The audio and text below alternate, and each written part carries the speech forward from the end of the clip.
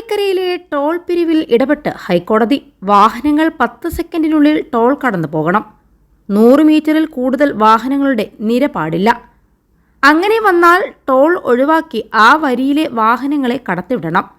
ഇത് നടപ്പാക്കുന്നുണ്ട് എന്ന് ദേശീയപാത അതോറിറ്റി ഉറപ്പാക്കണമെന്നും ഇല്ലെങ്കിൽ എന്തുകൊണ്ട് നടപ്പാക്കുന്നില്ല എന്നതിൽ സത്യവാങ്മൂലം നൽകണമെന്നും കോടതി നിർദ്ദേശം നൽകി.